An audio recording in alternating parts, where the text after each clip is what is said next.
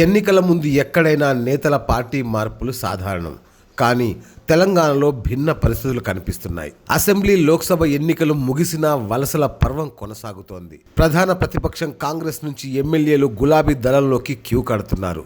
Bhupalpally MLA Gandra Venkataramana Reddy, Bhadrachalam MLA Podem Veeraiah టీఆర్ఎస్లోకి చేరడం ఖాయమనే ప్రచారం జరుగుతోంది. వీరితో పాటు సంగారెడ్డి ఎమ్మెల్యే జగ్గారెడ్డి సైతం పార్టీ మారతారని ఊహాగానాలు వినిపిస్తున్నాయి.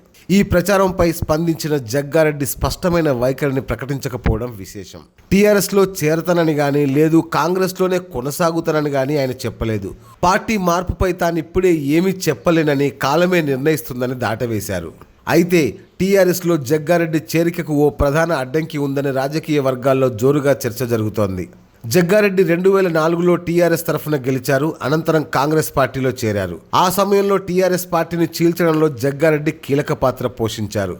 దాంతో జగ్గారెడ్డిపై అప్పటి నుంచే టీఆర్ఎస్ అధినేత కేసీఆర్ గుర్రుగా ఉన్నట్లు ఆయన సన్నిహితులు చెబుతుంటారు. ఈ క్రమంలోనే ఆయనపై పలు కేసులు కూడా పెట్టారని వెల్లడించారు. అంతేకాదు, కాంగ్రెస్ తరఫున కేటీఆర్, హరీష్ రావు పైన తీవ్ర విమర్శలు గుప్పిస్తున్నారు జగ్గారెడ్డి.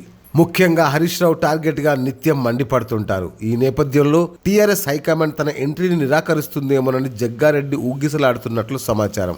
అందుకే తానుగా టీఆర్ఎస్ పెద్దలను సంప్రదించేందుకు వెనుకడుగు వేస్తున్నారు. కానీ అటువైపు నుంచి ఆహ్వానం వస్తే మాత్రం వెళ్లేందుకు ఆయన సిద్ధంగా ఉన్నట్లు సమాచారం.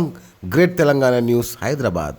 నిరంతర న్యూస్ అప్డేట్ కోసం ఛానల్ ను సబ్స్క్రైబ్ చేయండి. పక్కనే ఉండే బెల్ సింబల్ ను క్లిక్ చేయడం మర్చిపోకండి. అప్డేట్స్ ని మిస్ అవ్వకండి. Thanks for watching. Please like, comment, share.